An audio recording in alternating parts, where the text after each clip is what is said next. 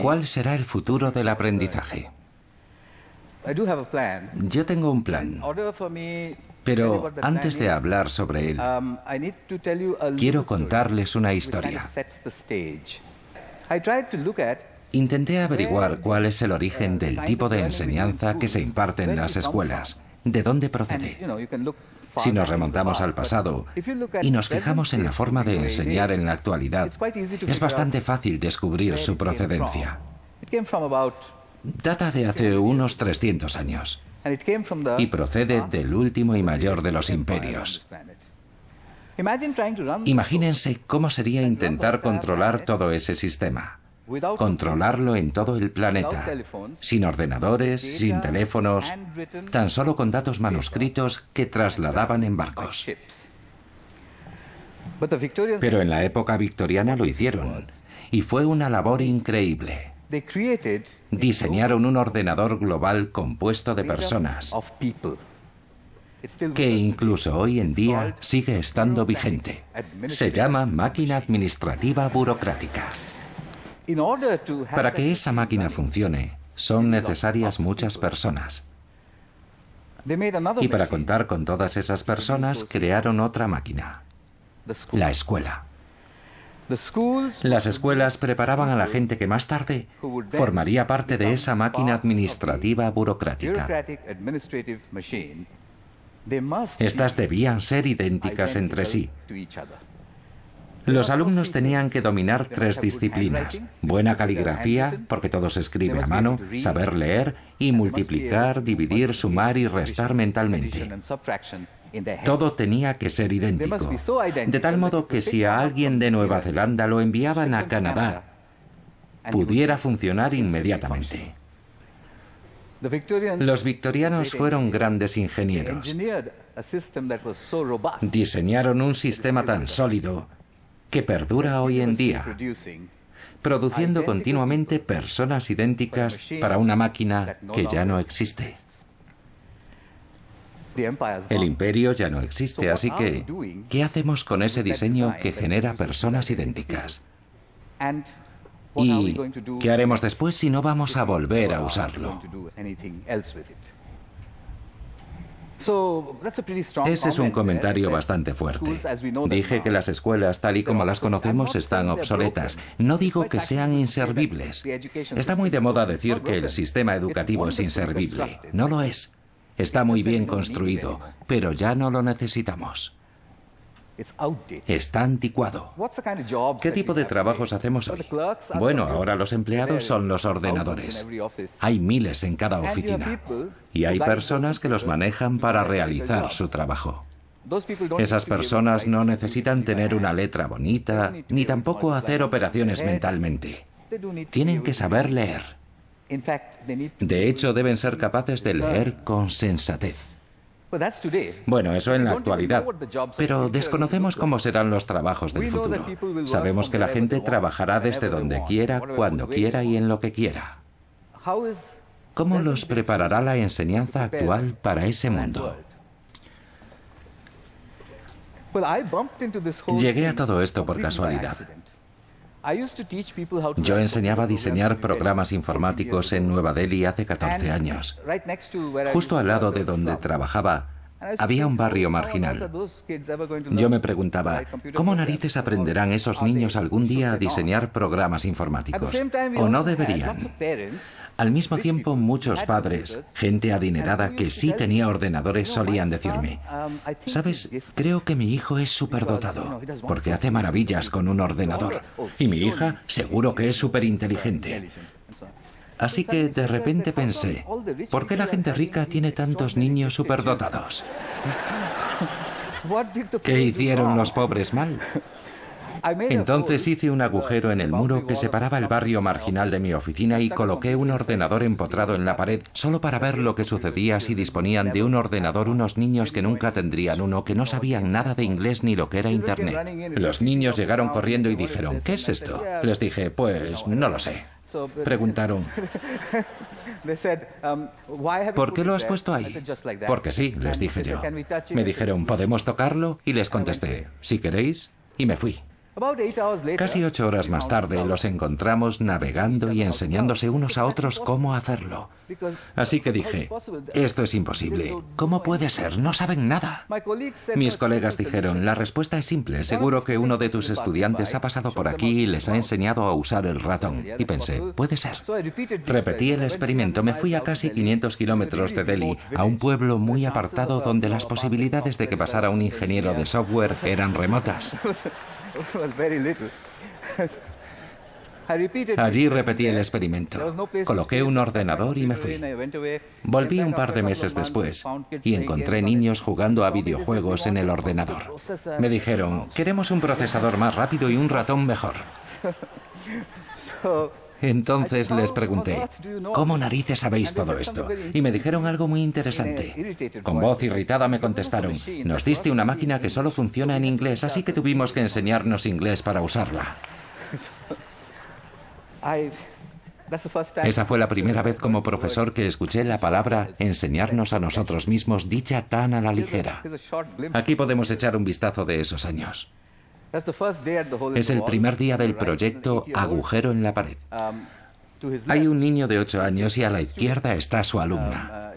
Ella tiene 6 años y le está mostrando cómo navegar. Luego, por otras partes del país, repetí esto una y otra vez y obtuve exactamente los mismos resultados. Una niña de 8 años diciéndole a su hermana mayor qué debe hacer. Y por último, una niña explicando en lengua maratí qué es. Y dice, hay un procesador dentro. Publiqué esto. Lo publiqué en todas partes. Anoté y evalué todo. Y expliqué cómo en 9 meses un grupo de niños con un ordenador en cualquier idioma alcanzaría el mismo nivel que una secretaria en Occidente. He visto cómo sucedía esto una y otra vez.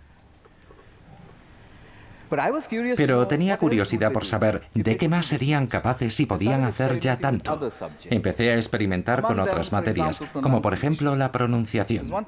Hay una comunidad de niños en el sur de la India cuya pronunciación del inglés es muy mala, y pensé que mejorarla aumentaría sus posibilidades de trabajo.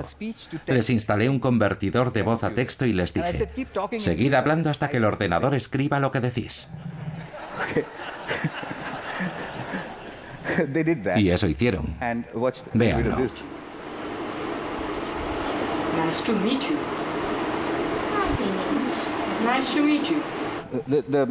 La razón por la que termino con un plano de esta joven es porque quizás ustedes la conozcan. Ella trabaja en un centro de llamadas en Hyderabad y puede que los haya torturado a propósito de sus tarjetas de crédito. Con un acento inglés muy claro. Así que la gente se preguntaba, ¿hasta dónde llegará? ¿Cuándo se detendrá? Decidí que echaría por tierra mi propio argumento y propuse algo absurdo. Me planteé una hipótesis ridícula. El tamil es una lengua autóctona del sur y me dije, ¿pueden los niños de una aldea del sur de la India aprender biotecnología de la replicación del ADN en inglés si coloco un ordenador en la calle?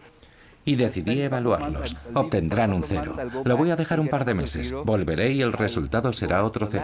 Entonces diré en el laboratorio que necesitamos profesores. Encontré un pueblo, Kalikupan, al sur de la India.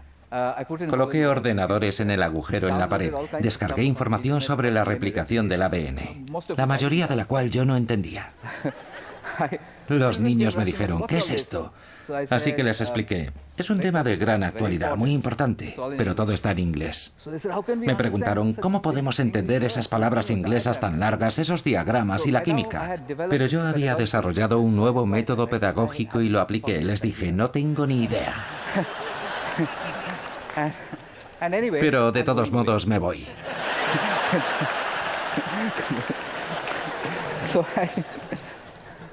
Los dejé un par de meses. El resultado fue 0. Les hice una prueba. Volví a los 2 meses y me dijeron, no hemos entendido nada.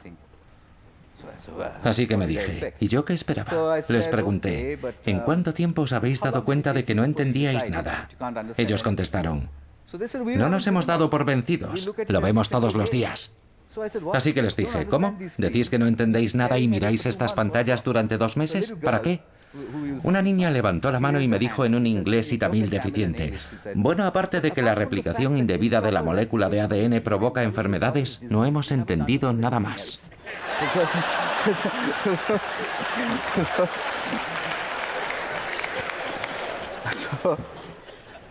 Así que los puse a prueba. Me encontré con inconvenientes educativos, una tasa de 0 a 30% en 2 meses, un calor tropical, un ordenador debajo de un árbol en un idioma desconocido y un tema que se adelanta una década a su tiempo. Era absurdo. Pero tenía que seguir la norma victoriana. El 30% es un fracaso. ¿Cómo puedo hacer que aprueben? Tengo que conseguir 20 puntos más. No podía encontrar un profesor, pero lo que sí encontré fue a la hija de 22 años de una amiga mía que solía jugar con ellos.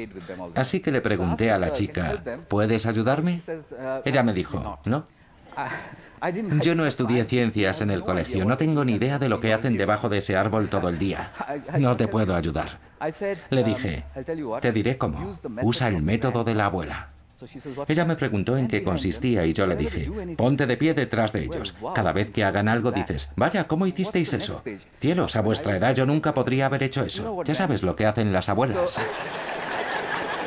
Ella lo hizo durante 2 meses más y los resultados subieron hasta el 50%. Kalikupan había alcanzado a mi escuela control de Nueva Delhi, una escuela privada con un profesor especializado en biotecnología. Al ver ese gráfico supe que había una forma de nivelar el campo de juego. Esto es Kalikupan.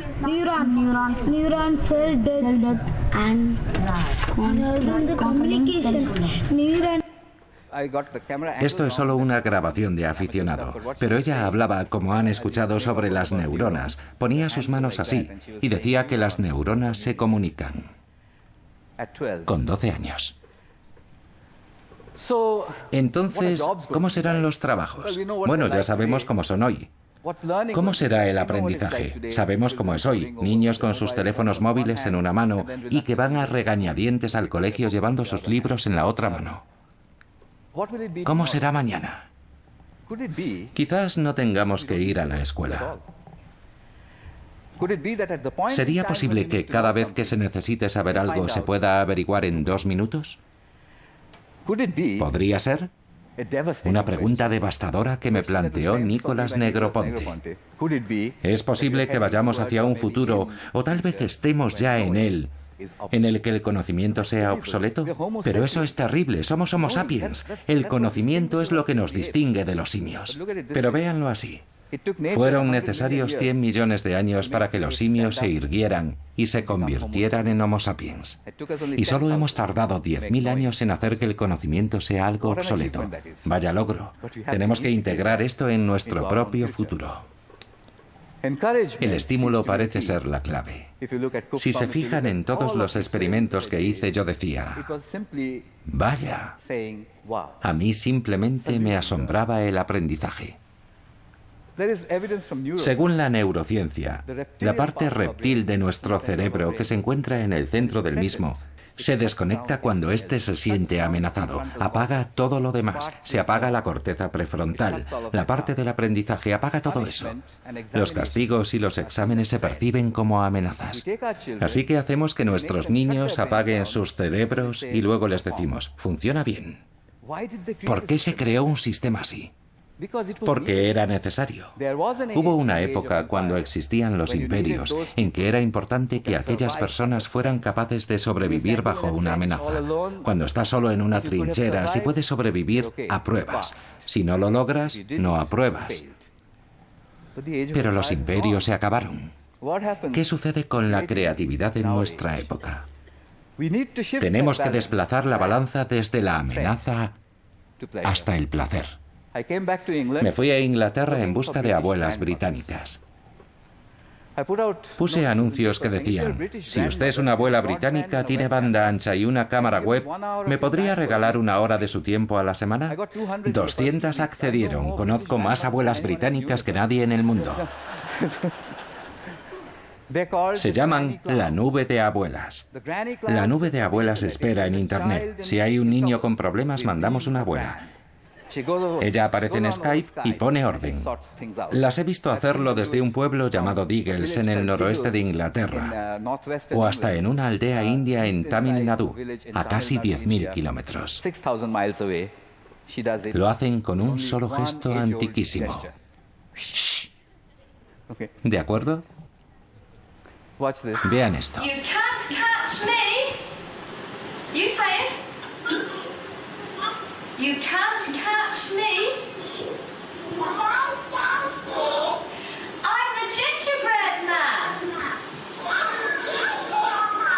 Well done. Very good. ¿Qué está pasando aquí?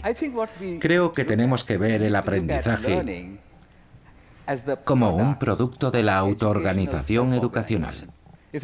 Si se permite que el proceso educativo se autoorganice, entonces surge el aprendizaje. No se trata de hacer que el aprendizaje ocurra, se trata de dejar que suceda. El profesor pone en marcha el proceso y luego se mantiene al margen, observando cómo se desarrolla el aprendizaje. Creo que a eso apunta todo esto. Pero ¿cómo podemos llegar a saberlo?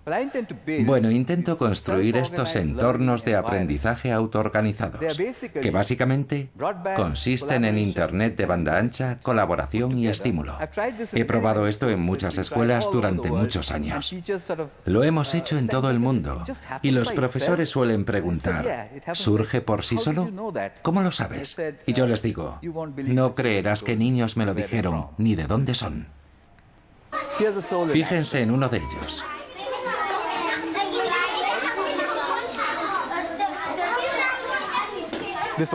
Este está en Inglaterra.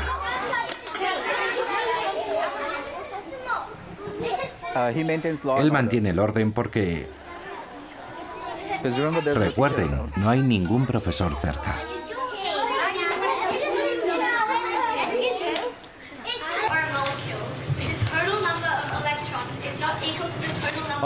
Australia.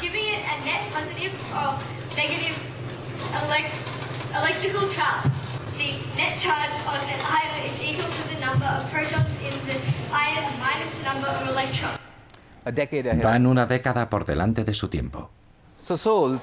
Creo que necesitamos un plan de estudios que incluya grandes preguntas. Ya saben lo que eso significa. Hubo un tiempo en el que los hombres y las mujeres de la edad de piedra se sentaban a mirar al cielo y decían, ¿qué son esas luces parpadeantes? Ellos construyeron el primer plan de estudios, pero hemos olvidado esa clase de preguntas maravillosas. Nos hemos centrado en la tangente de un ángulo. Pero eso no es bastante atractivo. La forma de explicárselo a un niño de 9 años sería, si un meteorito se aproxima a la Tierra, ¿cómo podríamos saber si chocará o no con ella? Y si él pregunta, ¿cómo? Y le decimos, hay una palabra mágica, la tangente de un ángulo, y lo dejamos en paz, él va a averiguarlo. Estas son imágenes de estos entornos. He hecho preguntas increíbles a niños de 9 años. ¿Cuándo comenzó el mundo? ¿Cómo terminará? Esta es sobre qué sucede con el aire que respiramos. Esto lo han hecho ellos sin la ayuda de ningún profesor. El maestro solo plantea la cuestión, luego retrocede y admira la respuesta. ¿Cuál es mi deseo? Mi deseo es que diseñemos el futuro del aprendizaje. No queremos ser piezas de repuesto de un gran ordenador humano, ¿verdad? Así que tenemos que diseñar el futuro del aprendizaje. Y tengo que decir esto correctamente porque, ya saben, es muy importante. Mi deseo es ayudar a diseñar el aprendizaje del futuro, apoyando a los niños de todo el mundo para aprovechar su asombro y su capacidad de trabajar juntos. Ayúdenme a construir esta escuela. Se llamará la Escuela de la Nube. Va a ser una escuela donde los niños vivirán aventuras intelectuales inspirados por las grandes preguntas planteadas por sus mediadores. Quiero construir una instalación donde poder estudiar esto. Un lugar en el que casi no habrá personal, tan solo una abuelita que se va a encargar de la salud y la seguridad. El resto depende de la nube. La nube enciende y apaga las luces, todo se hace desde allí. Pero los necesito para otro propósito. Pueden hacer entornos de aprendizaje autoorganizado en casa, en el colegio, en clubes. Es muy fácil. Hay un documento producido por TED que explica cómo hacerlo. Si lo desean, por favor, háganlo en los 5 continentes y envíenme los datos. Cuando haya recopilado toda esa información, la llevaré a la escuela de la nube para crear el futuro del aprendizaje. Ese es mi deseo. Y una última cosa. Los llevaré a la cima del Himalaya, a 3.600 metros, donde el aire escasea. Una vez dejé allí 2 ordenadores en el agujero en la pared. Había una niña que me seguía. Y yo le dije, ¿sabes? Quiero que todos los niños tengan un ordenador. Pero no sé, ¿qué debería hacer? Yo trataba de hacerle una foto discretamente. De pronto, levantó la mano así y me dijo, hazlo.